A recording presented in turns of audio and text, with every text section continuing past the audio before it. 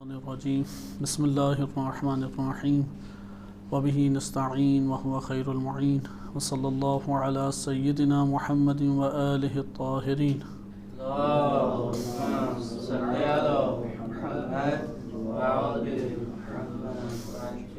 اعظم اللہ اجورنا واجورکم بمصابنا بالحسین بن علی علیہم السلام۔ محرم الحرام کے آغاز کے دن ہیں اور امام حسین علیہ السلام کی نہضت اور ان کی تحریک، ان کے اہداف، ان کے غم اور مصائب اور امت نے جو جفا کی، اس کے بیان کے دن ہیں۔ ہم اسی مناسبت سے کہ تمہید کو طویل نہیں کرتے، آج کے اسی ماہ محرم کی مناسبت سے انصار الحسین علیہ السلام کا موضوع تحقیقی طور پہ اس کو مطرح کرتے ہیں اور آپ مومنین کی خدمت میں اسے پیش کرنے کی سعادت حاصل کرتے ہیں۔ امام حسین علیہ السلام کے انصار کے زیارت ناموں میں بھی اس کا تذکرہ ہے، روایات میں بھی تذکرہ ہے، اور ایک شباہت اور مماثلت امام زمان علیہ السلام کے انصار کی ان عظیم ترین ہستیوں سے پائی جاتی ہیں۔ کربلا میں جنہوں نے اپنے جان، مال، عزت اور پورے وجود کو امام حسین علیہ السلام کے اوپر قربان کر دیا، یہی امت کے اندر مودت اور اطاعت وہ دین اسلام دیکھنا چاہتا ہے۔ لہذا دین اسلام کی حقیقی عکاسی یہ انہی انصار الحسین نے کی کہ جو کربلا میں شہادت کے عظیم ترین رتبے کے اوپر فائز ہوئے۔ امام حسین علیہ السلام کے انصار کا انشاءاللہ تعالی ہر درس میں آغاز میں آپ کے سامنے خصوصیات اور تعارف کرایا جاتا رہے گا، کیونکہ یہ خود ایک طویل موضوع ہے کہ امام حسین علیہ السلام کے انصار کے کیا خصوصیات اور صفات تھیں، ان کی صفات کیا تھی، ان کی خصوصیات کیا تھی، کیونکہ ظاہری طور پہ تو وہ جس طرح آج کے دور کے انسان ہیں اسی طرح سے عام معاشرے میں رہنے والے انسان تھے۔ یعنی اگر جسم اور نسب اور کھانے پینے کے امور کو ملاحظہ کریں تو کوئی فرق آپ کو دکھائی نہیں دے گا۔ ایک کوفہ سے تعلق رکھتا ہے، ایک افریقہ سے تعلق رکھتا ہے، کچھ عرب ہیں، عرب سے تعلق رکھتے ہیں، کوئی عیسائی مذہب ہے تو وہ مسلمان ہو گیا، کوئی غلام ہے وہ اپنے آقا کے ساتھ پہنچ گیا۔ تو یہ اگر ہم صرف اور صرف اس پہلو کو مد نظر رکھیں کہ ایک عام انسان معاشرے میں جو زندگی بسر کرتا ہے وہ کیا کھاتا پیتا تھا، اس کا نسب حسب کیا تھا، اس اعتبار سے تو آج کا انسان اور وہ عظیم ترین ہستیاں آپ کو کوئی جداگانہ پہلو دکھائی نہیں دے گا۔ اصل امتیاز انسان کے اندر جو وجود میں صفات ہوتی ہیں اور خصوصیات ہوتی ہیں وہ دوسروں سے اسے جدا کرتی ہیں۔ بعض اوقات اچھائی کے حوالے سے جدائی پیدا ہوتی ہے اور بعض اوقات برائی کے حوالے سے جدائی پیدا ہوتی ہے۔ لہذا امام حسین علیہ السلام کے انصار، ان کی خصوصیات اور صفات کے آئینے سے ان کا جائزہ لیا جائے، صرف اور صرف ان کی مدح و ستائش یا چار ان کے بارے میں اچھے کلمات پڑھ دینے کے اوپر اکتفا نہ کیا جائے، بلکہ جن صفات کی وجہ سے وہ امام حسین علیہ السلام اپنے زمانے کے وقت کے امام اور حجت کے ناصر بنے، انہی صفات کو بیان کیا جائے اور آشکار طور پہ اسے عوام الناس کے سامنے ظاہر کیا جائے، تاکہ ان صفات کو اختیار کرنے کا جذبہ اور انگیزہ ہمارے اندر پیدا ہو اور ہم اپنے زمانے کی حجت، اپنے زمانے کے امام علیہ السلام کے ناصر بننے کی لیے کوشش کریں۔ امام حسین علیہ السلام کی کتنے انصار تھے، مختلف اس کے بارے میں اعداد و شمار ہیں۔ معروف ہے 72 شہداء معروف ہے، یا 110 شہداء کا بھی تذکرہ وارد ہوا ہے، اور بعض کتابوں میں 130 کے قریب بھی عدد وارد ہوا ہے۔ بہرحال ابھی ہم عدد کی گہرائی میں نہیں جاتے، کیونکہ ہمارے پاس کوئی معتبر ایسا ذریعہ نہیں ہے کہ کتنے افراد تھے اور کس کس جگہ سے کیسے کیسے وہ پہنچے۔ تمام کی تمام تفصیلات وہ تاریخ کی کتابوں میں آئی ہوں، کیونکہ جب امام حسین علیہ السلام شہید کر دیے گئے تو ان کے حالات تو کوئی بھی قلم بند نہیں کرنے دے گا، کوئی بھی ان کی باتوں کو برملا کرنے نہیں دے گا، اور تقریباً 1 صدی اس کے اوپر پابندی لگی رہی، یہاں تک کہ امام باقر و امام صادق علیہ السلام کے 50-60 سال کے بعد انہوں نے اس کو کھولا اور کربلا کو اور شہادت امام حسین علیہ الصلوۃ والسلام کو اور عزاداری کی قیمت کو اجاگر کرتے ہوئے اسے روشن کیا۔ لہذا اس لیے ہمارے پاس بہت دقیق اور بہت عمیق ہمارے پاس اس حوالے سے پیغامات نہیں آ سکتے۔ وعلیکم السلام۔ ہمارے پاس کیا چیز پہنچ سکتی ہے؟ وہی چیزیں کہ جو مثلا تاریخ کی کتب میں آئی ہیں یا رجال کی کتب میں آئی ہیں یا حدیث میں آئی ہیں بالفاظ دیگر۔ ہم جو موضوع ابھی ڈسکس کر رہے ہیں، جس موضوع کو زیر بحث لا رہے ہیں، اس کے بنیادی منابع ہمارے پاس 3 ہیں۔ کوئی ہمارے پاس اس سے زائد منابع پیدا نہیں ہو سکتے۔ پہلا منبع ہمارے پاس قدیمی تاریخی کتب ہیں، جیسے تاریخ طبری ہو گئی، یا اسی طرح سے الطبقات الکبریٰ ہوگی ابن سعد کی، یا اگر ہم اس سے پیچھے چلے جائیں تو کچھ ہمارے پاس ایسی کتابیں ہیں، تاریخ ابن مخنف ہے وغیرہ وغیرہ، اس سے ہمارے پاس کچھ معلومات آ سکتی۔ بس پہلا منبع قدیمی تاریخی کتب، نہ کہ معاصر موجودہ تاریخی کتابوں کی کوئی قیمت نہیں ہے، یہ ذہن نشین کرنا چاہیے۔ یعنی 300-400 سال جو موجودہ 300-400 سال ہیں، ان 400-500 سالوں میں جو کتابیں تاریخ کی لکھی گئی ہیں وہ ہمارے لیے قابل قیمت نہیں ہیں، کیونکہ انہوں نے جو کچھ لیا انہیں قدیم سے لینا چاہیے، اور اگر قدیمی کتابوں میں نہیں ہے تو ان کے پاس کہاں سے آ گیا؟ یہ ایک سوال ایک بہت بڑا ابھرتا ہے۔ لہذا پہلا منبع ہمارے پاس کیا ہے؟ تاریخی کتب۔ دوسرا ہمارے پاس منبع ہے رجالی کتب، علم رجال ہے۔ شیعہ یا سنی دونوں علم رجال کی کتابیں ہمارے پاس موجود ہیں، اس میں جو تذکرہ وارد ہوا ہے۔ تیسرا ہمارے پاس تذکرہ ہے احادیث۔ وہ احادیث چاہے مضمون کی صورت میں ہو، یا وہ دعا کی صورت میں ہو، یا زیارت ناموں کی صورت میں ہو، حدیث ہی اسے ہم کہیں گے اور حدیث کی جانب سے جائزہ لیں گے۔ بس انصار امام حسین علیہ الصلوۃ والسلام ہمارے پاس اس کو جاننے کے لیے بہترین طریقہ کار صرف یہی 3 منابع ہیں۔ پہلا منبع تاریخی کتب ہیں، دوسرا منبع ہمارے پاس علم رجال کی کتابیں ہیں، اور تیسرا منبع ہمارے پاس احادیث کی کتابیں ہیں، اگر کوئی حدیث اس حوالے سے وارد ہوئی ہو۔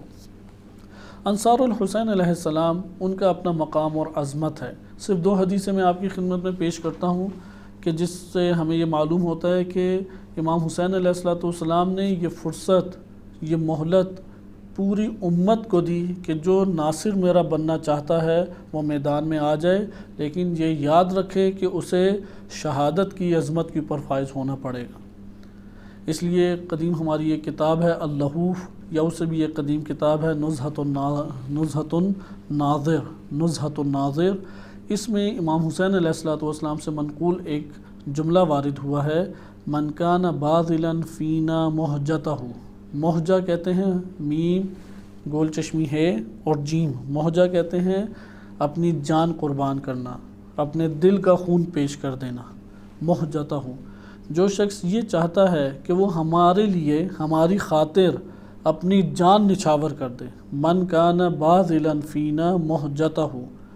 یہ امام حسین علیہ السلام جب مدینے سے روانہ ہو رہے تھے تب یہ بعض کتب میں وارد ہوا ہے کہ آپ علیہ السلام نے یہ فرمان ارشاد فرمایا مدینہ یا مکہ سے، کہ یہ لوگوں کے سامنے اعلانیہ طور پہ بیان فرمایا، من کان باذلا فینا مہجتہ، جو اپنی جان ہمارے اوپر نچھاور کرنا چاہتا ہے، وَمُوَطِّنًا عَلَى لِقَاءِ اللَّهِ نَفْسَهُ، اور اپنے آپ کو اللہ کی ملاقات کے لیے پیش کرنا چاہتا ہے، فَلْيَرْحَلْ مَعَنَا، اسے چاہیے کہ چلے ہمارے ساتھ، فَإِنَّنِي رَاحِلٌ مُصْبِحًا انشاءاللہ، انشاءاللہ میں صبح سویرے روانہ ہو رہا ہوں۔ یہ کلمات واضح بیان کر رہے ہیں کہ جو ناصر بنے گا اسے اپنی جان نچھاور کرنا پڑے گی، یا ناصر اس وقت تک نہیں بن سکتا جب تک وہ اپنی جان نچھاور کرنے کے لیے آمادہ نہ ہو، یعنی اپنے قلب اور اپنے وجود اور اپنے خون کو پیش کرنے کے لیے آمادہ نہ ہو، ناصر نہیں بن سکتا۔ آج بھی امام مہدی علیہ السلام کی نصرت کا یہی ضابطہ ہے کہ جو شخص امام زمان علیہ السلام اور ان کے اہداف کی تکمیل کے لیے خیالوں میں بھی اپنی جان نچھاور نہیں کرتا، کیونکہ خیال میں تو آسان ہے ظاہری طور پہ، جو عملی طور پہ جان نچھاور کرنا ہے، خیال میں تو ہر کوئی ہیرو بن سکتا ہے۔ تو بعض اوقات انسان بڑے بڑے مارکے اپنے ذہن میں چلاتا ہے لیکن خود ہمیشہ زندہ بچ جاتا ہے۔ ضروری ہے کہ نیت خالص رکھیں، جان نچھاور کرنے کی، خون پیش کرنے کی، اپنی جان امام علیہ الصلوۃ والسلام کے ہاتھوں میں جان دینے کی، یہ نیت اور یہ اپنے ذہن میں تصورات کو ابھارے۔ جتنا ارادہ اور نیت قوی ہوگی اتنا وہ مخلص ہو جائے گا۔ لہذا فَلْيَرْحَلْ مَعَنَا، امام حسین علیہ السلام کے ساتھ چلنے کی شرط ایک ہی ہے۔ وہ شرط کیا ہے کہ باذلاً فینا مہجتہ، کہ اپنی جان ہم پہ نچھاور کر دے، اپنا خون ہماری راہ میں بہائے اور اللہ سے ملاقات کے لیے آمادہ ہو۔ بس یہی شرط ہے کہ اپنی جان نچھاور کرے اور اللہ سے ملاقات کے لیے آمادہ ہو جائے۔ جو یہ کام نہیں کر سکتا وہ امام مہدی علیہ السلام کے ہمراہ نہیں چل سکتا۔ ہر کوئی بندہ نہیں چل سکتا امام حسین علیہ السلام یا امام مہدی علیہ السلام کے ساتھ۔ فقط وہ شخص چل سکتا ہے جو اپنے وجود میں اس چیز کو برپا کر لے۔ یہ ایک نوع ریاضت ہے جو انسان اپنے وجود میں انجام دے کہ امام فینا یعنی ہم میں کوشش کرے، ہماری راہ میں کوشش کرے یا ہمارے لیے وہ جان نچھاور کرے۔ وَمُوَطِّنًا عَلَى لِقَاءِ اللَّهِ، اللہ کی ملاقات کو اپنا وطن قرار دے دے، اللہ کی ملاقات کے لیے وہ آمادہ ہو جائے۔ اسی طریقے سے یہ تو شیعہ کتب میں ایک روایت وارد ہوئی۔ ابن حجر عسقلانی بہت بڑے اہل سنت کے محدث گزرے ہیں اور علم رجال کے ماہر ان کے شمار ہوتے ہیں۔ 852 ہجری میں ان کی وفات ہے۔ ان کی ایک کتاب ہے الاصابہ فی تمییز الصحابہ، بہترین اہل سنت میں صحابہ کے موضوع کے اوپر یہ کتاب شمار ہوتی ہے، الاصابہ فی تمییز الصحابہ۔ انہوں نے نبی صلی اللہ علیہ وسلم کے ایک صحابی کہ جو کربلا میں شہید ہوئے، انس بن حارث رضی اللہ عنہ، ان کی حالات زندگی لکھتے ہوئے ایک روایت نقل کی ہے جسے بغوی نے اور دیگر بعض محدثین نے نقل کیا ہے۔ اس روایت کے کلمات بڑے خوبصورت کلمات ہیں کہ انس بن حارث کہتے ہیں کہ میں نے نبی صلی اللہ علیہ وآلہ وسلم سے یہ بات سنی۔ بڑے بزرگ تھے، انشاءاللہ ہم انہی انصار الحسین کی بحث میں انس بن حارث کا بیان سنیں گے۔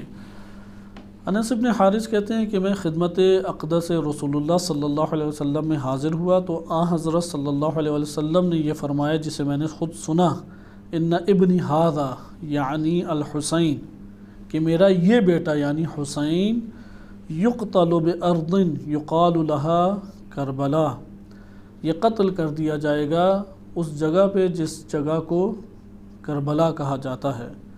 فمن شہد ذالک، جو حسین کو پائے، اسی کربلا میں حسین کو پائے، فمن شہد ذالک منکم، تم لوگوں میں سے جو بھی حسین کو پائے فلینصرہ، اسے چاہیے کہ وہ حسین کی جا کے مدد کرے۔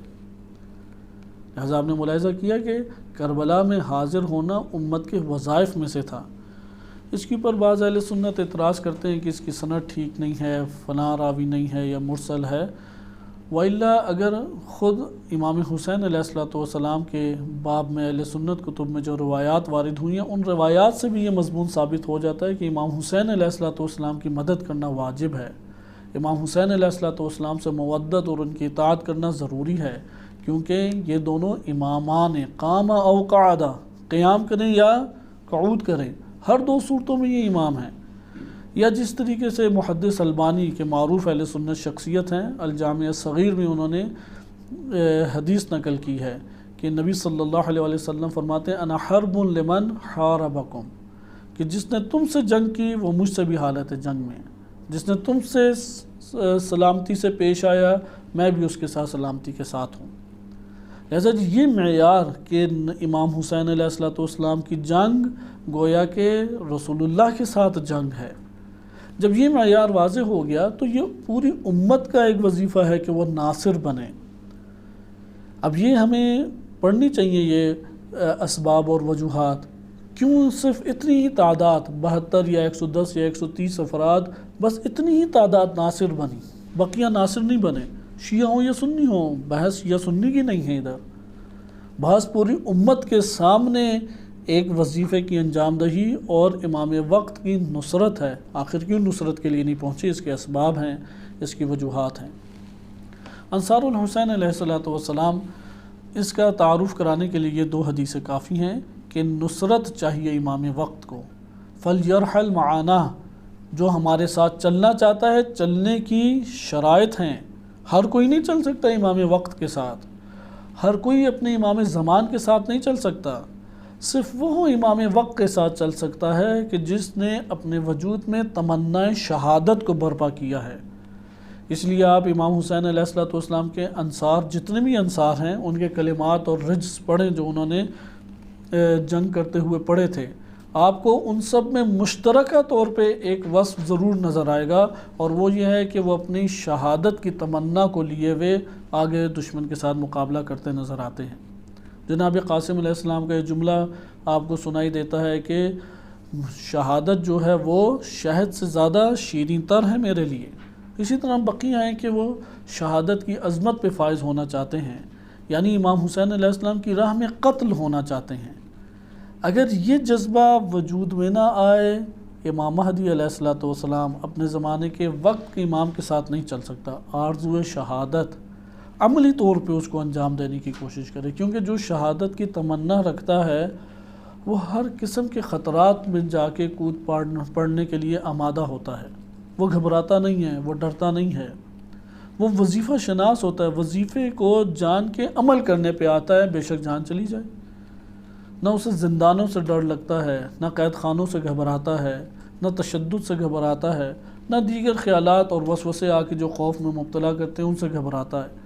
مارا جاتا ہے تو تنہائی میں انسان مارا جاتا ہے، نہ مارا جائے اور بچ جائے اس کے اوپر تأسف کرنا چاہیے کہ راہ الہی میں میں نے قدم رکھا، آخر اللہ نے میری قربانی کیوں قبول نہیں کی، میں نے اپنے وجود کو قربان کرنے کے لیے رکھ دیا۔ اور یہی وہ جذبہ شہادت ہے کہ جو میراث میں تشیع نے پایا، اور انہی جنگوں میں کہ انقلاب اسلامی کی دفاع کے لیے اور انقلاب اسلامی کے قیام کے لیے جس طرح سے خون مکتب تشیع کے ان جوان مردوں نے بہایا ہے، یہ میراث کہاں سے شہادت کی انہوں نے پائی؟ یہ کربلا سے ہی انہوں نے شہادت کی میراث پائی۔ مدافعین حرم کہ جو اپنے وجود کو نچھاور کر گئے اہل بیت علیہ السلام کے اوپر، انہوں نے کہاں سے یہ میراث پائی؟ یہ انصار الحسین علیہ السلام سے انہوں نے میراث پائی۔ یہ سلیقہ، یہ ادب کہاں سے سیکھا نچھاور ہونے کا؟ یہ انہوں نے کربلا سے یہ طریقہ سیکھا۔ اس لیے آج بھی کوئی شہید آتا ہے کہ اس کا تذکرہ نہیں ہوتا، تذکرہ اس کا ہوتا ہے کہ جس نے سلیقہ سکھایا ہے، جس نے ادب سکھایا ہے، جس نے اس سرزمین کے اوپر، سرزمین ولایت کے اوپر نچھاور ہونے کے ہمیں آداب سکھائے ہیں، ان کا تذکرہ ہوتا ہے، اور انہی کا تذکرہ کرنے آج ہم اس جگہ پر جمع ہوئے ہیں۔ انصار الحسین علیہ السلام کیونکہ بہت ایک جاذب اور خوبصورت ایک موضوع ہے جس کا مطالعہ ہر شخص کو چاہیے کہ وہ کرے، کیونکہ امام حسین علیہ السلام کے انصار کی جتنی صفات سامنے آئیں تو انسان سمجھ جاتا ہے یہ صفات اختیار کروں گا تو میں امام علیہ السلام کے ساتھ چل سکوں گا، یہ صفات اختیار کروں گا تو ناصر بن سکتا ہوں، وَإِلَّا ناصر ہوائی صورت میں تو ناصر نہیں بنتا، خیالی صورت میں تو ناصر نہیں بنتا، صرف اور صرف پانی پلا دینے سے تو ناصر نہیں بنتا۔ یہ تو قرآن کریم نے مقایسہ کیا ہے کہ ایک وہ شخص ہے جو جہاد کے اوپر رہتا ہے اور اللہ کے اوپر ایمان لائے، آخرت پہ ایمان لائے، کیا وہ اس شخص کی مانند ہو سکتا ہے کہ جو حاجیوں کو سبیلے پلاتا ہے اور سبیل بنا کے پانی پیش کرتا ہے، کھانے کھلاتا ہے؟ ٹھیک ہے، اطعام اور پانی پلانا وہ بہت بڑی ایک عبادت ہے، اس میں کوئی شک نہیں، لیکن اس کا مقایسہ مجاہد کے ساتھ جو اللہ اور اس کے رسول اور آخرت پہ ایمان لایا اس کے ساتھ نہیں کر سکتے۔ اسی طریقے سے ممکن ہے کہ عزاداری میں ایک شخص سبیل لگاتا ہے، پانی پلاتا ہے، علم اٹھاتا ہے، دیگر امور انجام دیتا ہے، لیکن اس کا مقابلہ اس شخص کے ساتھ نہیں کر سکتے جو امام حسین علیہ السلام کی ہدف کو پورا کرنے کے لیے اپنی جان کو نچھاور کر دیتا ہے۔ شہادت کی آرزو مہم ہے، شہادت کی آرزو لیتے ہوئے شہادت کے رتبے پہ فائز ہونا اصل انسان کو کمال دیتا ہے۔ لہٰذا انصار الحسین علیہ السلام کی یہ اہم خصوصیات تھیں۔ معاشرے کے اندر عبادت گزار بہت سارے بیٹھے ہوئے تھے، وہ عبادتیں کر رہے تھے۔ امام حسین علیہ السلام کے مصائب پہ گریہ کرنے والے کوفہ اور بصرہ میں بھرے ہوئے تھے، یمن اور بحرین میں افراد بیٹھے ہوئے تھے، لیکن کربلا نہیں پہنچے۔ لہٰذا انصار امام حسین علیہ السلام کی فقط یہ خصوصیت نہیں ہے کہ وہ سبیل لگانے والے ہیں، وہ پرچم اٹھانے والے ہیں، فقط یہ خصوصیت نہیں ہے امام حسین علیہ السلام کے انصار کی کہ وہ گریہ آہوزاری کرنے والے ہیں مصائب امام حسین علیہ السلام پہ۔ یہ خصوصیات تو مشترکہ طور پہ اس وقت امت کے اندر پائی جاتی تھیں۔ خصوصی طور پہ جو صفت پائی جاتی ہے ان صفات کو اور خصوصیات کو جمع کیا جائے. جیسے ابھی میں نے آپ کے سامنے فقط 2 روایتیں پڑھی ہیں، آپ کو اس سے معلوم ہو گیا کہ ایک صفت جس سے نصرت جنم لیتی ہے، ناصر پیدا ہو جاتا ہے. ناصر بڑی مشکل سے قوموں میں پیدا ہوتا ہے. ناصر پیدا ہوتا ہے آرزو شہادت سے. آرزو شہادت ہوتی ہی تب ہے کہ جب اپنے قلب سے دنیا کو کاٹ دے، یعنی اپنے بیوی بچوں کی محبت، اپنے گھر بار کی محبت، اپنے وجود کے ساتھ محبت، اپنے سٹیٹس، شہرت اور ریاست طلبی، تمام دنیا سے ایک تعلق کاٹ دے، تب آرزو شہادت انسان کے وجود میں پوری ہوتی ہے. یہ آرزو پیدا نہ ہو تو وہ خطرے میں اپنے آپ کو نہیں ڈال سکتا، وہ خطرے کے مقامات سے پھر فرار کرے گا.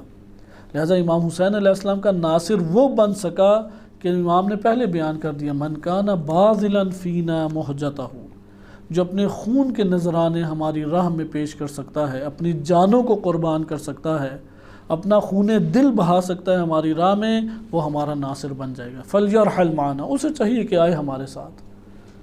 لیکن جس نے فقط تبرک لینا ہے، جس نے فقط توسل کرنا ہے، جس نے فقط زیارت کرنی ہے، فلیرحل معنا، اس کے لیے بھی ہے، نہیں اس کے لیے نہیں ہے. عبداللہ ابن عمر آئے، یہ تمام امور انجام دے کے گئے، گریہ زاری کرتے ہوئے گئے. امام حسین علیہ السلام سے تبرک بھی لیا، ان کی زیارت بھی کی اور گریہ بھی کیا، اور امام حسین علیہ السلام نے دعوت بھی دی کہ ہمارے میرے ساتھ کربلا چلو، لیکن نہیں چل سکے.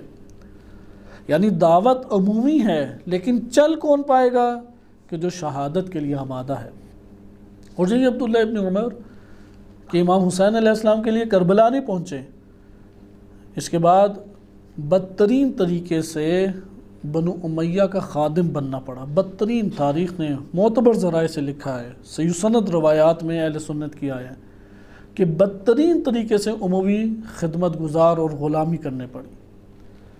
یعنی مدینہ نے انکار کر دیا کہ ہم یزید کی بیعت نہیں کرتے. عبداللہ ابن عمر نے کھڑے ہو کے کہا کہ میں ابھی بھی بیعت کرتا ہوں، میں نے بیعت نہیں توڑی. اور ان لوگوں کے اوپر برس پڑے کہ جنہوں نے بیعت توڑی تھی.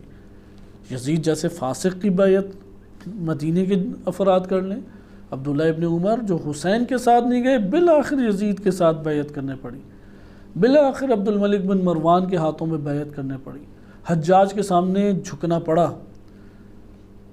یہ ہے کہ اگر شہادت کی آرزو نہ ہو تو بدترین طریقے سے انسان غلامی کے زمرے میں آ جاتا ہے. اس لیے انصار امام حسین علیہ السلام کی قیمت کا اندازہ لگائیں کہ وہ ایک بلند پایا اولیاء الہی میں سے تھے. لیکن کس طرح سے اولیاء الہی میں سے بن گئے؟ وہ ان خصوصیات اور صفات کی بنیاد پہ بن گئے جو انہوں نے اپنے وجود میں برپا کی اور اس کے اوپر استقامت کے ساتھ ڈٹے رہے. یہی صفات ہیں کہ جو انسان کو ناصر بنا دیتی ہیں. انصار امام حسین علیہ السلام میں سے آج ہم جن کا تذکرہ کرنا چاہ رہے ہیں وہ حبیب بن مظاہر ہیں. حبیب بن مظاہر رضی اللہ عنہم ایک ایسی عظیم ترین ہستی ہیں کہ جن کا تذکرہ شیعہ سنی دونوں کتب میں وارد ہوا ہے. البتہ ہمارے معاشرے میں ایک بہت ہی متاسفانہ طور پہ تحریفی جب چہرہ انصار امام حسین علیہ السلام کا پیش کیا جاتا ہے تو اس کی وجہ سے ان کی حقیقی شخصیت چھپ کے رہ جاتی ہے. حبیب بن مظاہر کے ساتھ بھی یہی ظلم ہمارے معاشرے میں ہوا. ایک من گھڑت خط ہے کہ جو پورے نیٹ میں گردش کر رہا ہے، حتیٰ کہ بعض لوگوں نے سوال کیا اور وہ کہتے ہیں کہ ہم نے بعض علماء قم اور نجف سے پوچھا، انہوں نے کہا ہاں یہ بالکل اسی طرح کتابوں میں موجود ہے. یعنی ہر وہ چیز جو انصار امام حسین علیہ السلام کی شکل کو اور ان کی شخصیت کو تحریف کے ساتھ پیش کرے، یہ ایک خیانت ہے مذہب کے ساتھ، دین کے ساتھ خیانت ہے. لہذا ان کی شخصیت کو تحریف کے ساتھ پیش نہیں کرنا چاہیے. جیسے وہاب کلبی، ہر جگہ صرف اتنا لکھا ہوتا ہے کہ ایک عیسائی تھے وہاب کلبی. آیا ایک عیسائی ہو اور امام حسین علیہ السلام پہ جان نچھاور کر دے اور توحید کا نہ قائل ہو، نہ نبوت، نہ امامت، نہ قیامت، وہ بخشا جائے گا؟ وہ تو دین امام حسین علیہ السلام پہ نہیں ہے.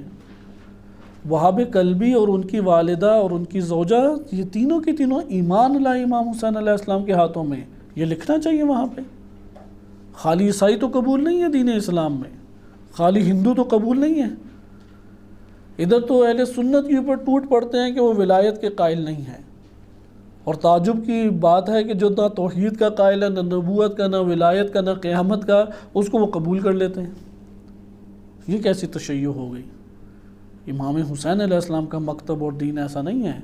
ہو نہیں سکتا کہ امام حسین علیہ السلام کی راہ میں کربلا میں کوئی پہنچے اور وہ عیسائی رہ کے مر جائے، ایسا نہیں ہو سکتا۔ حتیٰ کہ جتنے ہم واقعات پڑھتے ہیں کنیزوں کے کہ جن سے امہات الائمہ علیہم السلام ہیں، امہات الائمہ علیہم السلام کہ بعض اگر عیسائی مذہب سے تھیں تو ان کو تعلیم پہلے دی گئی، وہ پہلے مومن بنی، ایمان لائیں، یا پہلے سے مومنہ تھی، آشکار کیا روایات نے آ کے کہ پہلے سے ہی مومنہ تھی، پہلے سے ہی ایمان لا چکی تھی، اور حقیقت بھی یہی ہے۔ لہذا پاکیزگی کے ساتھ یہ امور انجام پاتے ہیں۔ انصار الحسین اس طرح سے نہیں بن سکتا کہ کفر اور شرک کی دلدل اور تاریکی میں پھنسا ہوا ہو اور امام حسین علیہ السلام کا ناصر بن جائے، ایسا نہیں ہو سکتا۔ وہ پاک اور پاکیزہ ہوگا تو ناصر امام حسین علیہ السلام بن سکتا ہے۔ اگر زہیر بن قین عثمانی تھے تو توبہ طائب کی ہے تو زہیر بن قین حسینی بنے ہیں، حر نے توبہ کی ہے تو اموی سے حسینی بنے ہیں۔ لہذا اس پہلو کو بیان کرنا چاہیے۔ حبیب بن مظاہر بھی ایسی شخصیت ہے جن کی شخصیت کے بارے میں انتہائی تحریف کر کے پیش کیا جاتا ہے۔ من گھڑت خط ان کے بارے میں لکھ دیے جائیں گے، نہیں معلوم کہ کس منبر سے کس جگہ سے بعض باتیں کہ میرے بچپن کے دوست، حالانکہ امام حسین علیہ السلام نے بچپن میں ان کے ساتھ کبھی وقت گزارا ہی نہیں حبیب بن مظاہر کے ساتھ۔ اب فارسی سے لے کے آ جائیں، عربی سے لے کے آ جائیں، کتابوں میں تو اصلاً تذکرہ نہیں ہے کہ انشاءاللہ ابھی ہم اسے پڑھیں گے۔ ابھی میں وہ آپ کے سامنے وہ من گھڑت خط جو شخصیت حبیب ابن مظاہر کے ساتھ بھی سازگار نہیں ہے، اس خط کو آپ ملاحظہ کریں کہ اس کے اندر کتنی تحریفی کلمات ہیں، اور کس طریقے سے وہ پورے کے پورے سوشل میڈیا کے اوپر نشر ہوتا ہے، اور عوام الناس تو عوام الناس، بعض علماء اور طلاب بھی اس کے قائل ہونا شروع ہو جاتے ہیں، عقل و شعور سے سوچتے نہیں ہیں آیا حبیب بن مظاہر اس طرح کے تھے، اس طرح سے امام حسین علیہ السلام انہیں مخاطب کریں گے۔ آپ اس خط کو ملاحظہ کریں کہ ان للہ و انا الیہ راجعون، آغاز یہ ہے از کربلا، کربلا سے ہی لکھا جا رہا ہے۔ خطوط کا کبھی بھی یہ مزاج نہیں رہا۔ یہ مکاتیب الائمہ کتاب ہے، 7-8 جلدی کتاب ہے، آغا میانجی کی ہے، بہت بڑے عالم گزرے ہیں۔ انہوں نے تمام شیعہ سنی کتب سے وہ جو خطوط تھے نبی صلی اللہ علیہ وسلم سے لے کے امام زمان علیہ السلام تک سب اکٹھے کیے ہیں۔ آپ کو کہیں پہ بھی یہ نہیں لکھا ہے گا از کربلا، از مدینہ، از مکہ۔ ابھی دیکھیں آغاز کیسے، از مکہ، پھر یہ ہے کہ 2 محرم، حبیب سلام ہو تم پر، شاید تمہیں معلوم نہیں کہ ہم 2 محرم سے کربلا پہنچ چکے ہیں، اور میرے ساتھ اس عالم غربت میں میرے اہل خانہ اور بچے بھی ہیں، ہمیں چاروں طرف سے دشمن نے گھیر لیا ہے۔ اچھا، اب یہ کیا ہے کہ مدد کرنا چاہتے تو عصر عاشور سے پہلے کربلا پہنچ جاؤ، ورنہ عصر قیامت ملاقات ہوگی۔ والسلام، تمہارے بچپن کا ساتھی حسین بن علی، اور بعض جگہ لکھا ہوا ہے حسین بن فاطمہ۔ آئیں اب ہم حقائق دیکھتے ہیں۔ یعنی جناب حبیب بن مظاہر کو یہ معلوم ہی نہیں تھا کہ امام حسین علیہ السلام کربلا پہنچ چکے ہیں، یعنی یہ معلوم ہی نہیں ہے حبیب ابن مظاہر کو کہ اس نہضت اور تحریک میں حبیب شامل ہی نہیں ہے جو امام حسین علیہ السلام کے لیے قائم کی جا رہی ہے۔ وہ بالکل بے خبر ہیں، انہیں کسی قسم کی خبر نہیں ہے حبیب ابن مظاہر کو۔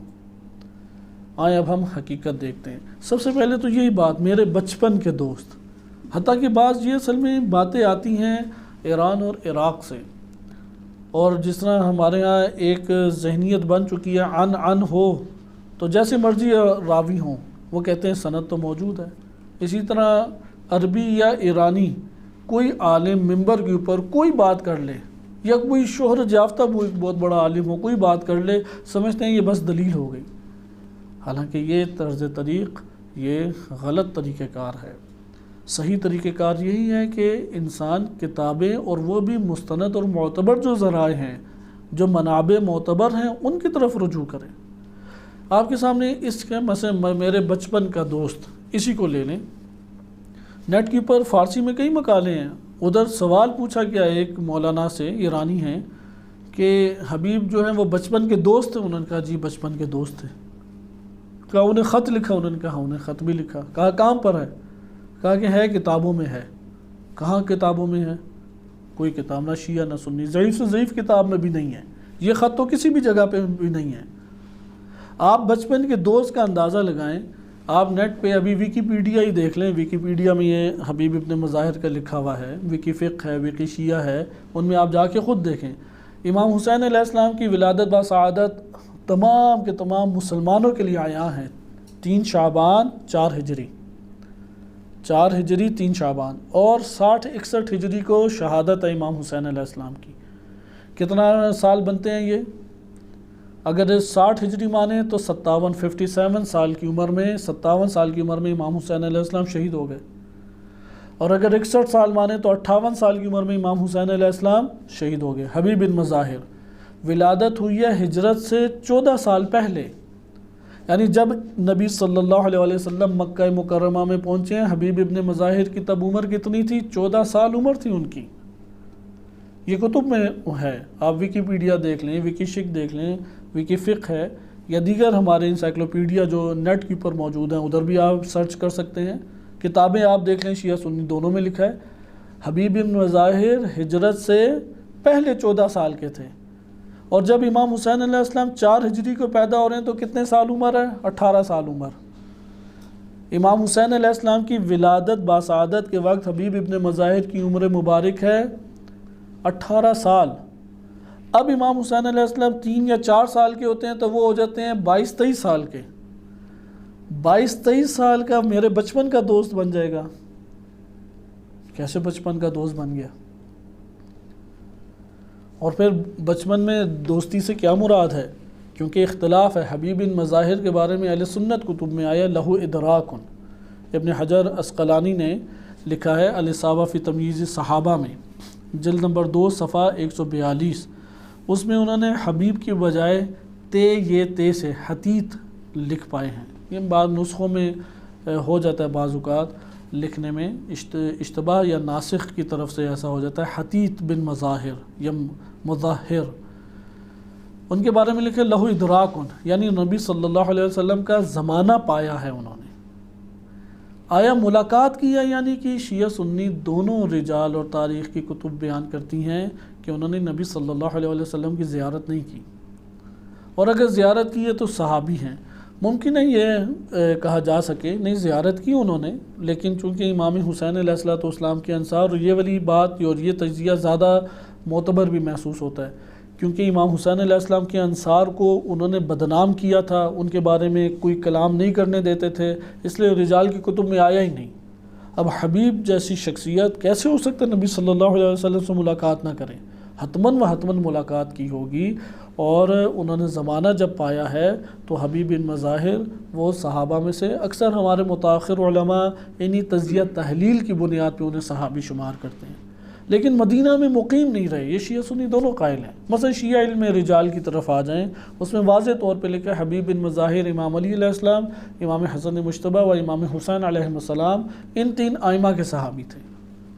شیخ طوسی نے بھی یہی نقل کیا ہے، رجال کشی میں بھی یہی ہے، دیگر رجال کی کتب میں علامہ ہلی کی رجال ہے، ابن داؤد ہلی کی رجال ہے، سب میں یہی بات آئی ہے کہ وہ 3 ائمہ علیہ السلام کے صحابی تھے، نہ کہ نبی صلی اللہ علیہ وسلم کے. لیکن یہ بات جو ظاہراً محسوس ہوتی ہے وہ آپ کے سامنے بیان کی کہ جب کربلا کا واقعہ پیش آیا تو انصار امام حسین علیہ السلام میں اکثر بیشتر صحابی رسول اللہ ہیں، لیکن ان کی صحابی ہونے کو کیوں برملا نہیں کیا جا سکا؟ اس لیے کہ دشمنی اس وقت امیہ کی موجود تھی، اور بنو امیہ کی قلم سے ابتدائی کتابیں اہل سنت کی لکھی گئیں، اس وجہ سے ان کا تذکرہ وارد نہیں ہوا. لیکن میرے بچپن کے دوست یہ کسی جگہ پہ وارد نہیں ہوا. ایک ضعیف سے ضعیف کتاب میں بھی ہمارے کسی وارد نہیں ہوا، نہ شیعہ نہ سنی، نہ حدیث میں، نہ تاریخ میں، اور نہ رجال میں. میرے بچپن کے دوست آئیں اس سے بڑی بات، کیونکہ یہ تو بہت بڑا مسئلہ نہیں ہے، لیکن یہ بہت بڑا مسئلہ ہے کہ حبیب بن مظاہر کو پتہ ہی نہیں ہے کہ امام حسین علیہ السلام کربلا پہنچ گئے، انہیں ناصر اور مددگار کی ضرورت ہے. یہ ایک تہمت ہے جناب حبیب بن مظاہر پہ، یہ ان کی شخصیت کو مسخ کرنا ہے. اس کی مثال ایسی ہی ہے کہ جس طریقے سے آپ بالفرض انقلاب اسلامی کو آپ دیکھ لیں، کہ انقلاب اسلامی کی روح رواں جو شخصیات سمجھی جاتی ہیں وہ امام خمینی رحمۃ اللہ علیہ یا شہید مطہری، اور آپ کے شہید مطہری کو پتہ ہی نہیں لگا امام خمینی کا انقلاب بھی آ گیا، انہیں پتہ ہی نہیں تھا کہ امام خمینی یہ تحریک بھی چلا رہے ہیں۔ شہید مطہری کو تو خبر ہی نہیں تھی، یعنی وہ تو سوئے ہوئے تھے اپنی دنیاوی کاموں میں اور ادھر ادھر کے کاموں میں مشغول تھے، انہیں پتہ ہی نہیں تھا کہ ہو کیا رہا ہے، ملک کے اندر کیا ہو رہا ہے، ریاست میں کیا ہو رہا ہے، امام خمینی کیا چاہ رہے ہیں، اصلاً کوئی خبر ہی نہیں ہے۔ یہ مثبت نقطہ ہے یا منفی نقطہ ہے؟ لہٰذا حبیب بن مظاہر کے بارے میں یہ بات کہنا کہ ان کو خبر ہی نہیں ہوئی امام حسین علیہ السلام کی، یہ برملا طور پہ ایک غلط بات ہے۔ اور امام حسین علیہ السلام نے خط لکھ کے انہیں متوجہ کیا۔ سوال، اگر کربلا میں امام حسین علیہ السلام پہنچ چکے ہیں اور محاصرہ 2 محرم کو محاصرہ ہوا یا نہیں ہوا، یا 7 محرم کو بالفرض محاصرہ ہو گیا، جو آپ عدد لے لیں، 2 محرم ہے 3 محرم ہے، آخر محاصرہ ہوا تو کربلا تھے، محاصرہ نہ ہوتا تو کربلا کے میدان سے نکل جاتے، کہا ہم کربلا پہنچ گئے ہیں۔ تو اس محاصرے سے وہ خط لے جانے والا بندہ کون تھا؟ یا کبوتر کے ٹانگ کے ساتھ باندھا اور اس نے اڑا کے ادھر پہنچا دیا؟ کس نے پہنچایا امام حسین علیہ السلام کا خط؟ وہ بھی کربلا سے پہنچایا، اور وہ بھی یہ کہ ہم کربلا پہنچ چکے ہیں۔ آئیں اب شخصیت حبیب ابن مظاہر کو دیکھیں جو ہماری کتب میں وارد ہوئی ہیں، اور آپ کے سامنے سوال یہ کہ کوئی خط بھی لکھا ہے یا نہیں؟ یہ خط تو نہیں لکھا، یہ خط تو امام حسین علیہ السلام کا نہیں ہے، یہ کوئی ہے شخص کہ جس نے نیٹ کے اوپر خود ہی اس کے تحریر کیا ہے اور اس کو کئی خوبصورت طریقوں سے اس نے مثلا ایڈوب میں بنا کے JPG بنا کے شائع کر دیا، اور ہر کوئی بس اسے پڑھے بغیر آگے نقل کرتا رہتا ہے۔ حتیٰ کہ بعض ایسے افراد ہیں وہ سوال پوچھتے ہیں، کہتے ہیں نہیں نجف میں تو فلاں عالم نے ہمیں یہ کہا، فلاں عالم تو ہمیں یہ کہہ رہے ہیں، تو ہم کس کی مانیں؟ تو انہوں نے کہا کہ عالم تو اس طرح سے نہیں ہوتا، عالم تو وہ ہوتا ہے کہ جو منبع سے بات کرے، جو دلیل دے، جو آپ کے سامنے ماخذ رکھے کہ کہاں سے یہ لیا گیا ہے، تو اسے کہو کہ کہاں سے یہ لیا گیا ہے۔ آخر آپ کے پاس آج بھی ذرائع انٹرنیٹ میں تو اب آزاد موجود ہیں، اردو میں تحریریں اگرچہ کم ہیں لیکن آپ انگلش ہے، فارسی سے تھوڑا بہت اندازہ لگا سکتے ہیں۔ آپ وکی حبیب بن مظاہر اردو میں لکھیں نیٹ کے اوپر تو وہاں پہ کئی آرٹیکل کھل جائیں گے، آپ صرف ولادت اور وہ شہادت اس کی تاریخیں اٹھا لیں۔ یہ تجزیہ تحلیل کوئی مشکل تجزیہ تحلیل نہیں ہے۔ امام حسین علیہ السلام جب 3-4 سال کے تھے تو حبیب تب 22-23 سال کے تھے، تو بچپن کے ساتھی کیسے ہو سکتے ہیں؟ پھر یہ ایک طویل گفتگو ہماری پہلے گزر چکی ہے کہ امام حسین علیہ السلام آیا وہ کھیلا بھی کرتے تھے بچوں کے ساتھ یا نہیں کھیلا کرتے تھے؟ امام معصوم لہو لعب میں مبتلا ہوتے ہیں یا نہیں ہوتے؟ تو یہ بھی پیچھے گزشتہ درسوں میں گفتگو گزر چکی ہے، لہذا سازگار نہیں ہے، دونوں کی شخصیت سے سازگار نہیں ہے۔ حبیب بن مظاہر کے بارے میں جو کتب میں آیا ہے میں اس کا خلاصہ پہلے بیان کر دوں، اور پھر ہم ڈائریکٹ ادھر رجال کی کتابوں کی طرف منتقل ہوں گے اور جناب حبیب کے بارے میں جو تاریخ کی کتب میں وارد ہوا اس کی طرف منتقل ہوتے ہیں۔ حبیب بن مظاہر امام علی علیہ السلام کے دور میں ایک جوان جو کہ متحرک، فعال اور جان نثار صحابی ہیں، ان کا ایک سٹیٹس رکھتے تھے۔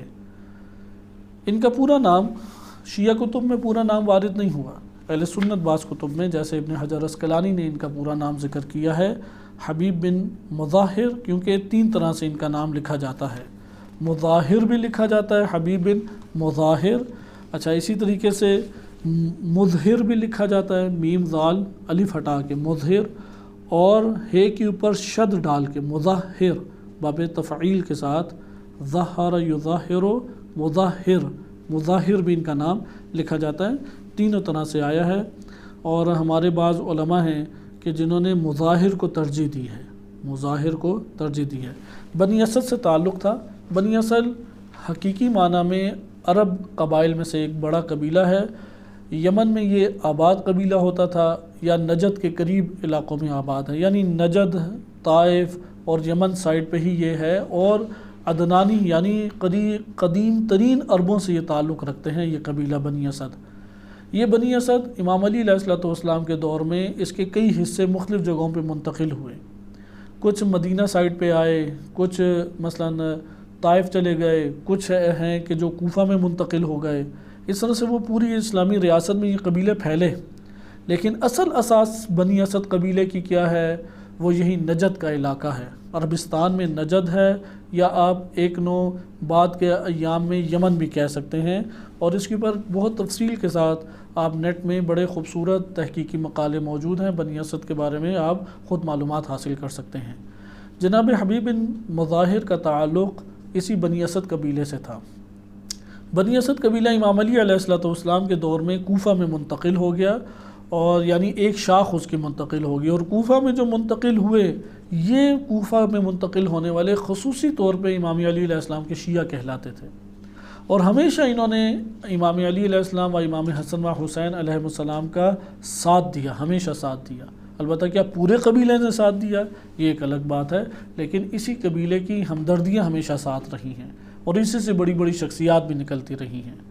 حبیب بن مظاہر وہ کوفہ میں جب منتقل ہوئے تو ایک جوان اور ایک انتہائی شجاع اور مضبوط ایک شخصیت تھی۔ امام حسین جناب حبیب علیہ السلام بنی اسد کے قبیلے سے تعلق رکھنے کے ساتھ ساتھ انہوں نے تمام کی تمام جنگوں میں بھی حصہ لیا۔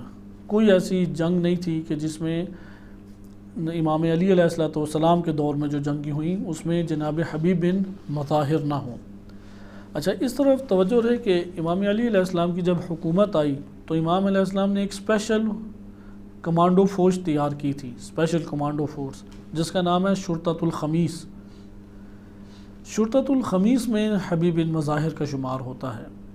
یہ اسپیشل کمانڈو فورس امام علی علیہ السلام کی خصوصی فوج تھی، اور انہوں نے خاص کر کے امام علی علیہ السلام کے ہاتھ میں بیعت کی، اور بیعت یہ تھے جملے جو آپ نے ابھی امام حسین علیہ السلام سے منقول کلمات پڑھے، یعنی معنی کے اعتبار سے ایک ہی تھے کہ امام حسین علیہ السلام کیا فرماتے ہیں؟ من کان باذلا فینا محجتہ، کہ جو اپنی جان ہمارے اوپر نچھاور کرنا چاہتا ہے اور خون ہماری راہ میں بہا دینا چاہتا ہے، فلیرحل معنا، اسے چاہیے ہمارے ساتھ چلے۔ یہی شرطۃ الخمیس کی بھی شرط تھی۔ انہوں نے کہا کہ ہم اپنے سر کٹانے کے لیے آپ کے ہاتھ میں تیار ہیں، آپ حکم کریں ہم سر کٹا آئیں گے، لیکن ہمیں ایک چیز کی ضمانت دیں، اور وہ ہے کہ جنت کی ضمانت۔ امام علی علیہ السلام نے فرمایا میں تمہیں جنت کی ضمانت دیتا ہوں۔ انہوں نے کہا کہ ہم اپنی جان فدا کرنے کی ضمانت آپ کو دیتے ہیں۔ ہم یہ نہیں دیکھیں گے کہ خطرہ ہے کیا نہیں ہے، ہم پورا کا پورا وجود آپ کے اوپر قربان کر دیں گے۔ یہ شرطۃ الخمیس کیونکہ ایک خفیہ کمانڈو فوج تھی، اور کہا جاتا ہے جو اہل سنت کتب میں بالخصوص آئے کہ 6000 افراد کے اوپر مشتمل تھی یا اس سے زائد تھے۔ ان کے نام پوشیدہ ہی ہیں۔ تمام شیعہ سنی کتب کو اگر آپ فہرست اس سے بنانا چاہیں شرطۃ الخمیس کی تو وہ 10-11 بندوں کے نام ہی آشکار ہوتے ہیں، اس سے زیادہ نام آشکار نہیں ہوئے۔ ہمارے یہاں الاختصاص شیخ مفید رحمۃ اللہ علیہ کی طرف منسوب ایک کتاب ہے الاختصاص، اس میں یہ تذکرہ وارد ہوا ہے شرطۃ الخمیس کا بالخصوص، اور اس میں ان کی اسی بیعت کا تذکرہ بھی ہے۔ اب آپ خود سوچیں، حبیب بن مظاہر وہ شرطۃ الخمیس میں شمار ہوتے ہیں، خصوصی امام، یعنی امام علی علیہ السلام جو پلاننگ کرتے تھے اور اس پلاننگ کو برملا طور پہ پوری ریاست میں قابل عمل لاتے تھے، وہ انہی افراد کے ساتھ تھی۔ اب ایسا پلان بن سکتا ہے کہ جو عسکری پلان ہو اس میں حبیب شامل نہ ہوں، جبکہ انہی کے ذریعے سے تو امام علی علیہ السلام نے جنگوں میں سارے کی ساری فتوحات حاصل کی، انہی افراد کے ذریعے سے امام نے پوری ریاست کو قابو میں لیا، انہی افراد کے ذریعے سے امام علی علیہ السلام نے وہ غارات جو معاویہ بن ابی سفیان کی طرف سے آئے روز وہ حملے کرتے تھے اور گاؤں شہر میں دہشت گردی پھیلا کے چلے جاتے تھے، ان دہشت گردوں کو پکڑا کن کے ذریعے سے امام علی علیہ السلام نے؟ انہی شرطۃ الخمیس کے ذریعے سے پکڑا۔ لہذا حبیب بن مظاہر ان کا ماضی کیا ہے؟ شرطۃ الخمیس۔ ان کا ماضی کیا ہے؟ امام علی علیہ السلام کے ساتھ ہر میدان میں حاضر ہیں، ہر جگہ پہ امام علی علیہ السلام کے ساتھ حاضر ہیں حبیب بن مظاہر۔ پھر امام حسن مجتبیٰ علیہ السلام کا دور آیا، امام حسن مجتبیٰ علیہ السلام کے ساتھ جنگ میں حاضر ہیں۔ امام حسن مجتبیٰ علیہ السلام نے جب صلح کی تو اس صلح کے اوپر امام کے حکم سے پوشیدہ ہو گئے اور مخفی ہو گئے اور بکھر گئے۔ امام حسن مجتبیٰ علیہ السلام نے بکھیر دی اپنے سارے افراد، اور بعد میں زیاد بن ابی اس نے چن چن کے افراد کا نشاندہی کی اور انہیں قتل کیا گیا، شہید کیا گیا، جیسے حجر بن عدی ہیں یا دیگر افراد ہیں۔ لیکن حبیب جو ہیں وہ اپنے امام کی اطاعت کرتے ہوئے بالکل خاموشی سے کوفہ کے اندر ایک گمنام زندگی بسر کرنے لگ گئے۔ اب جب امام حسین علیہ السلام کی تحریک شروع ہونی ہے تو یہاں پہ عقل انسانی کیا کہتی ہے؟ حبیب کو ہی نہیں پتہ ہوگا کہ تحریک کیا ہے، حبیب کو ہی نہیں پتہ ہوگا کہ امام حسین علیہ السلام نے خروج کرنا یا نہیں کرنا۔ یہ کیسے ممکن ہے کہ انہیں نہ پتہ ہو، جبکہ وہ تو اصل پلان بنانے والوں میں سے ہیں، وہ تو اصل رابطہ رکھنے والوں میں سے امام حسین علیہ السلام کے، وہ تو امام حسین علیہ السلام کے لیے لوگوں کو ابھارنے والوں میں سے ہیں۔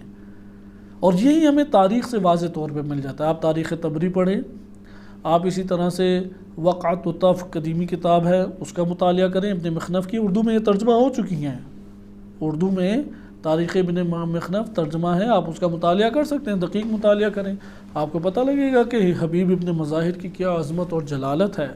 امام حسین علیہ السلام کے لیے کوفہ میں اصل ہموار راہ جس نے کی ہے وہ حبیب ہیں، وہ میثم ہیں، وہ مسلم بن اوسجہ ہیں، وہ عابس بن شاکر ہیں، شاکری ہیں، عابس بن شاکری، یہ سارے کربلا کے شہداء ہیں۔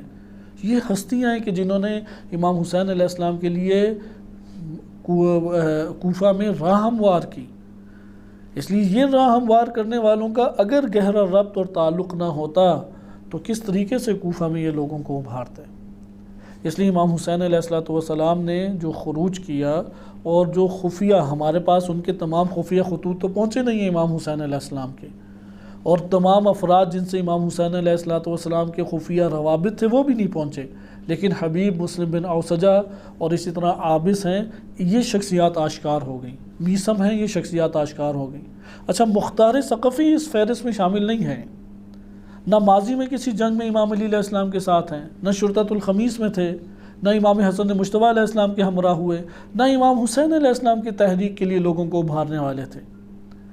اس لیے حبیب وہ بہت باعظمت انسان ہیں، وہ اصل روح رواں ہیں اس تحریک حسینی اور نہضت حسینی کے۔ کس طریقے سے حبیب کے بارے میں یہ کہہ دیا جائے کہ انہیں خبر ہی نہیں تھی اور امام حسین علیہ السلام کو ایک خط بھیج کے انہیں ابھارنا پڑا؟ یہ واقعاً حبیب کی شخصیت کو مسخ کرنے کی بات ہے۔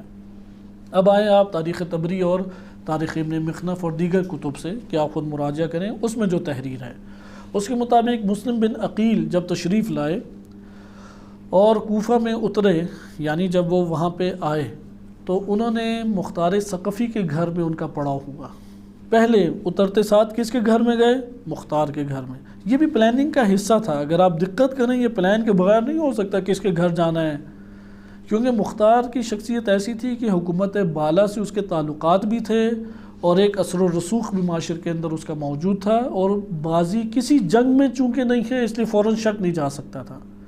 نرم گوشہ موجود تھا اہل بیت علیہ السلام کے لیے، ائمہ اہل بیت علیہ السلام کے لیے، خصوصاً امام علی علیہ السلام، امام حسن و حسین علیہ السلام کے لیے مختار کے دل میں ہمیشہ سے ایک نرم گوشہ موجود تھا، لیکن چونکہ حکومت بالا سے تعلقات تھے، خصوصاً عبداللہ ابن عمر، ان سے تعلقات بہت محکم تھے، اور سابقہ جنگوں کا بھی پس وہ نہیں ہے سابقہ، کیونکہ امام علی علیہ السلام کا کبھی ساتھ نہیں دی، اس لیے بنو امیہ کوئی خطرہ محسوس نہیں کرتی تھی۔ امام حسن مجتبیٰ علیہ السلام کا مختار ثقفی نے کبھی ساتھ نہیں دیا، اس لیے بنو امیہ کوئی ایسا خطرہ محسوس نہیں کرتی تھی۔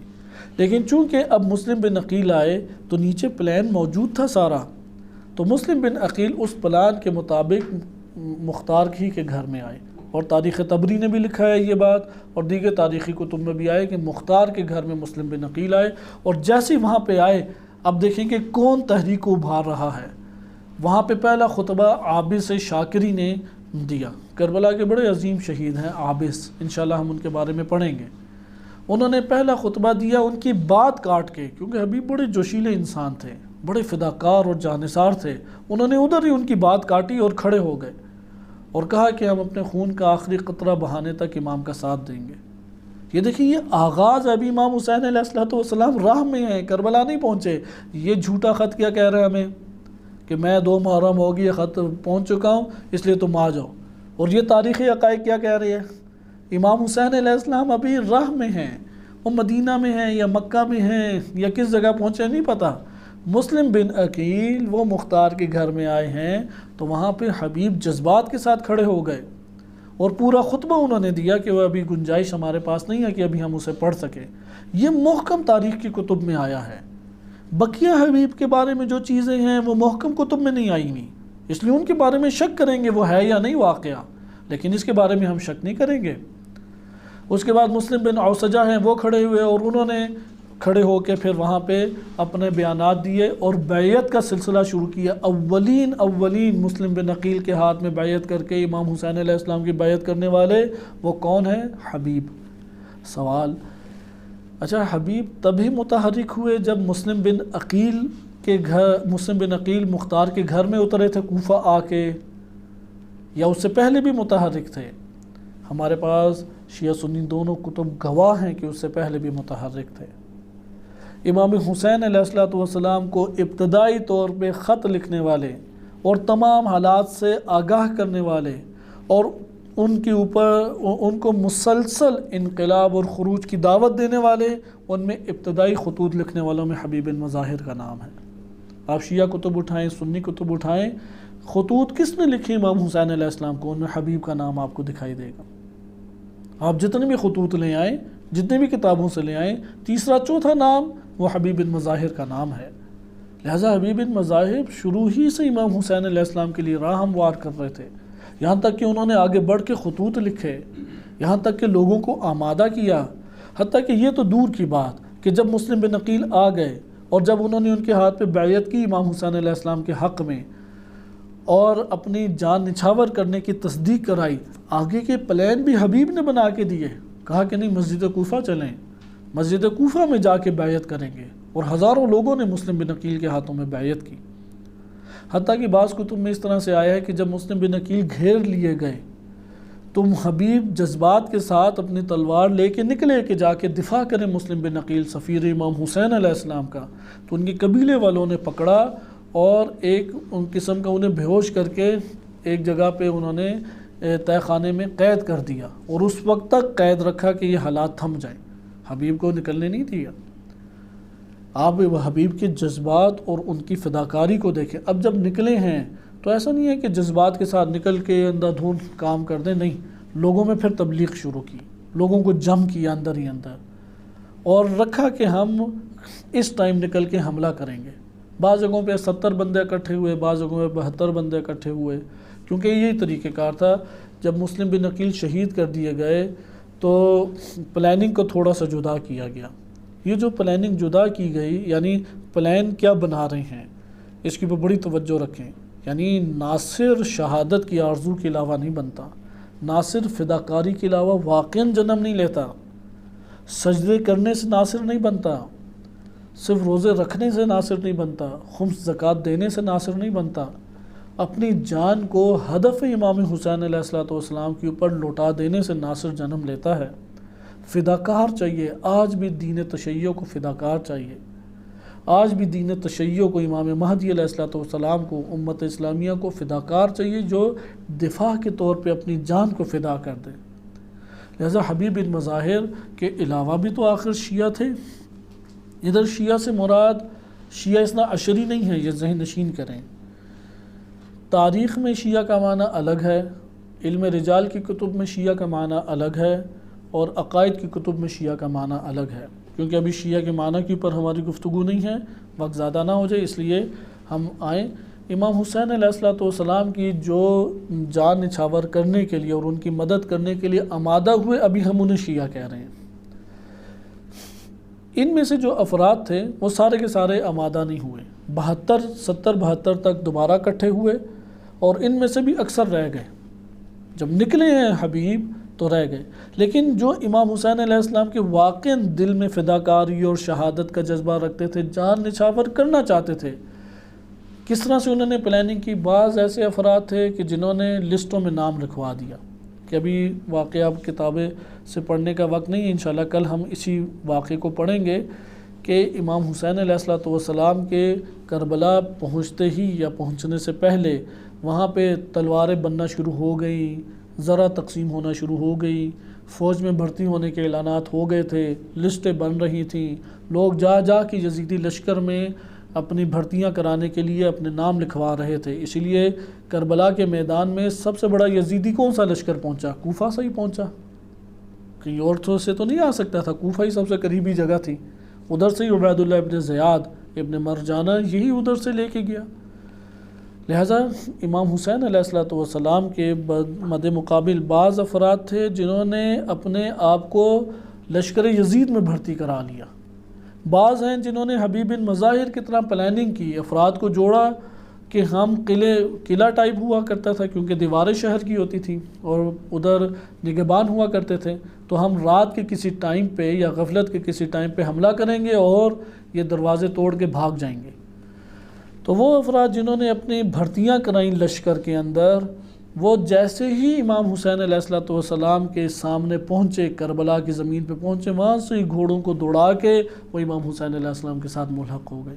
اور تاریخ نے ان بعض افراد کے نام بھی تحریر کیے کہ کون کون ایسے افراد ہیں کہ جو آئے، نام انہوں نے لشکر یزید میں بھرتی اس لیے کرائے تھے تاکہ وہ جیسے ہی ادھر پہنچے امام حسین علیہ السلام کے ساتھ ملحق ہو جائیں۔ اور ایک اپنے طور پہ ایک بہترین ایک پلاننگ تھی، کیونکہ ورنہ تو ادھر سے نہیں نکل سکتے تھے۔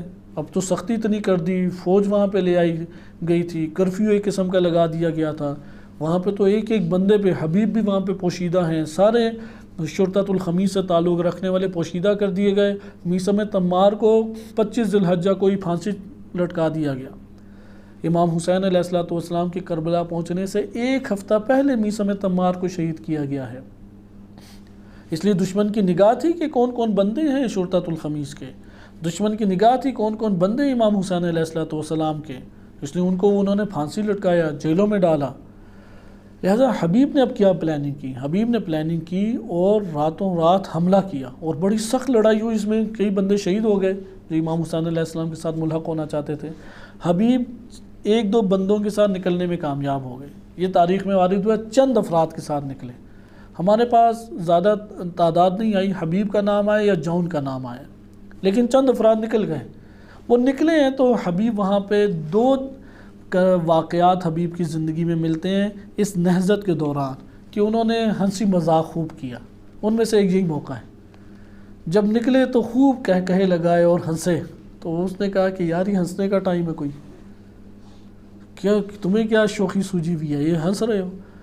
تو اس نے کہا کہ کیا تم اس کے اوپر خوش نہیں ہوگے کہ ہمیں یہ سعادت حاصل ہو رہی ہے کہ ہم اپنے زمانے کے وقت امام حسین علیہ السلام کے ناصر بن رہے ہیں، ان کا ساتھ دے رہے ہیں، تمہیں اس کی کوئی خوشی نہیں ہے؟ کہتے میں اس کے اوپر خوش ہو رہا ہوں۔ اور ایک خوش وہ ہوئے تھے شب عاشور، وہ مذاق کر رہے تھے اور کہے لگا رہے تھے حبیب۔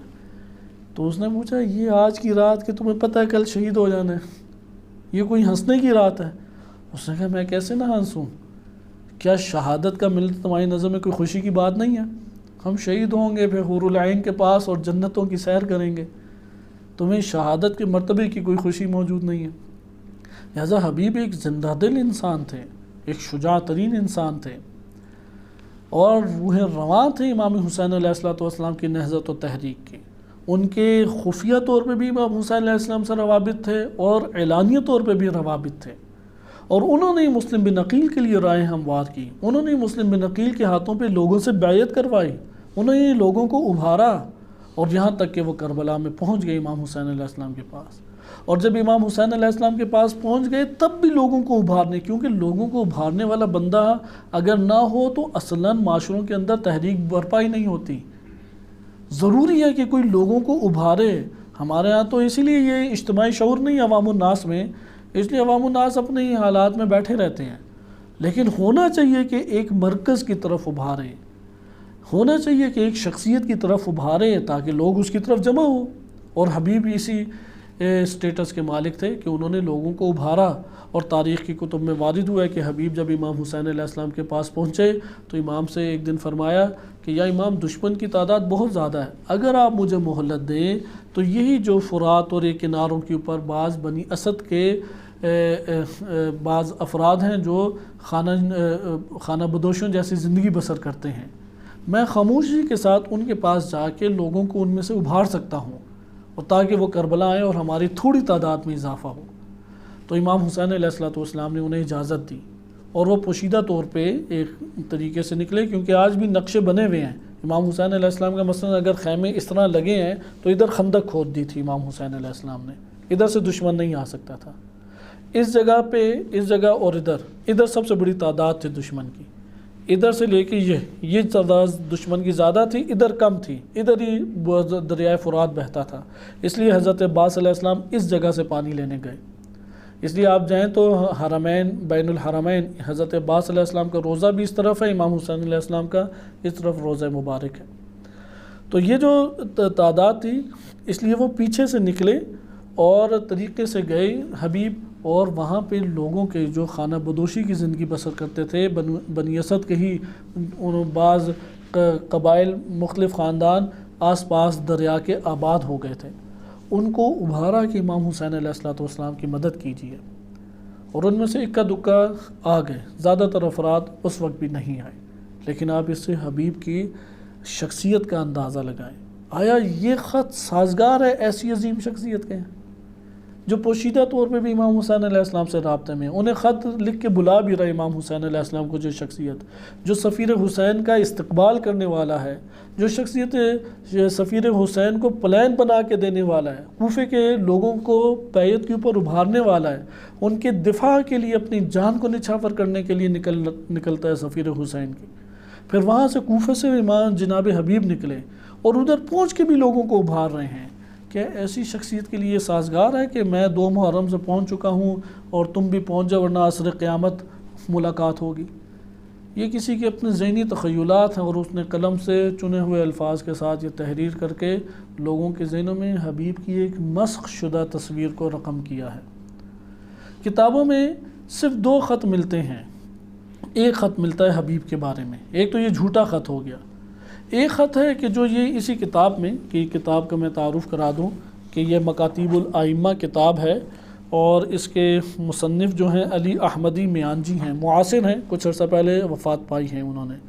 یہ 7-8 جلدی کتاب ہے، اس میں انہوں نے جلد نمبر ہمارے پاس ہے 3 نمبر جلد، صفحہ نمبر 144، اور امام حسین علیہ السلام کے جو خطوط جمع کیے ہیں، 12 ائمہ کے 14 معصومین کے خطوط اس میں ہیں 7-8 جلدوں میں۔ امام حسین علیہ السلام کے بارے میں یہ جو امام حسین علیہ السلام کا ایک خط انہوں نے ذکر کیا ہے حبیب بن مظاہر کو، اور وہ جو خط ہے اس کا آغاز دیکھیں کیسا ہے۔ من الحسین بن علی بن ابی طالب الی الرجل الفقیہ ہے، حبیب بن مظاہر، رجل فقیہ کی طرف جو کہ حبیب بن مظاہر ہے۔ اما بعد یا حبیب، اب یہ نہیں ہے کہ یہ کب لکھا، کربلا میں لکھا، پہلے لکھا، کوئی اس طرح کا تذکرہ نہیں ہے۔ فَأَنْتَ تَعْلَمْ قَرَابَتَنَا مِن رسول اللہ صلی اللہ علیہ وآلہ، آپ ہماری رسول اللہ سے جو قرابت ہے اسے جانتے ہیں۔ وَأَنْتَ أَعْرَفُ بِنَا مِنْ غَيْرِكَ، اور اپنے غیروں کی نسبت آپ ہمیں زیادہ بہتر جانتے ہیں، یعنی تمہارا معرفت ہمارے بارے میں سب سے زیادہ ہے۔ وَأَنْتَ ذُو شَیْمَةٍ وَغَیرَةٍ، کہ تم بڑی اچھی خصلتوں کے اور غیرت مند انسان ہو۔ فَلَا تَبْخُلْ عَلَيْنَا بِنَفْسِكَ، تو اپنے نفس میں بخل نہ کرنا، اپنی جان نچھاور کرتے ہوئے بخیل نہ بننا۔ یجازی کا جدی رسول اللہ یوم القیامہ، انشاءاللہ میرے جد رسول اللہ صلی اللہ علیہ وسلم روز قیامت تم سے ملاقات کریں گے، اس لیے اپنی جان نچھاور کرنے میں دیر نہ کرنا۔ ثم ارسلہ الی حبیب، یہ لکھ کے امام حسین نے حبیب کی طرف بھیج دیا۔ یہ خط کہاں پہ آیا ہے؟ یہ خط شیعہ سنی کسی معتبر کتاب میں نہیں آیا، یہ خط 1200 سال تک کسی کتاب میں موجود نہیں ہے۔ یہ والا خط بھی، وہ خط تو اصلاً ہے ہی جھوٹا، وہ تو کسی ضعیف سے ضعیف کتاب میں بھی نہیں آیا۔ یہ ایک خط ہے جو کتابوں میں آیا ہے، یہ خط بھی 1200 سال کسی کتاب میں نہیں ہے۔ پہلی کتاب یہ جو علی احمد میانجی ہیں، انہوں نے اس خط کو لیا اکسیر العبادات فی اسرار الشہادات۔ آپ نیٹ پہ خود لکھیں اکسیر العبادات، یہ ہے فاضل دربندی کی کتاب۔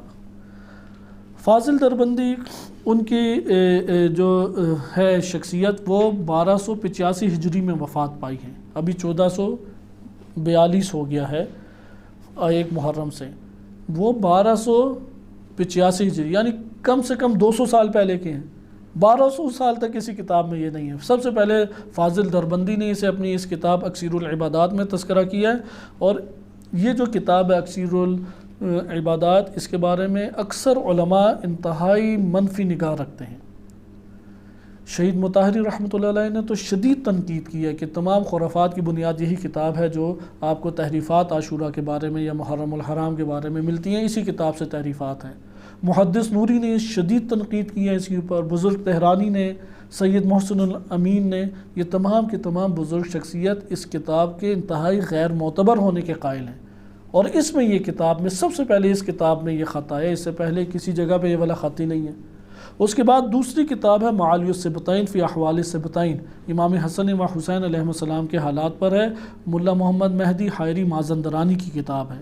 یہ معاصر شخصیت ہے، یعنی 100 سال پہلے گزری ہیں، 1385 ہجری میں ان کی وفات ہے۔ اس کتاب کے اندر بھی جو باتیں ہیں اس کے اوپر شدید نقد علماء کرتے ہیں اور اسے غیر معتبر قرار دیتے ہیں، اور یہ شاید اردو میں بھی ترجمہ ہو چکی ہے۔ ان دو کتابوں کے علاوہ یہ خط بھی کسی کتاب میں نہیں ہے، اور تاریخ کے جو ہم نے تجزیہ تحلیل پیش کیا وہی سب سے قوی ہے۔ خفیہ طور پر بھی امام حسین علیہ السلام سے تعلقات تھے، خط لکھنے والوں میں حبیب شامل ہیں، امام حسین علیہ السلام کے سفیر کا استقبال کرنے والے، پورا پلان انہیں بنا کے دینے والے، ان کے ہاتھوں پہ بیعت کرانے والے، ان کا دفاع کرنے والے، اور امام حسین علیہ السلام کے لیے لوگوں کو ابھارنے والے، وہ حبیب بن مظاہر کی شخصیت ہے۔ نہ کہ اس طریقے سے ہے کہ جس طرح سے یہاں پہ آپ کے سامنے ضعیف ترین باتیں ان کے بارے میں آتی ہیں۔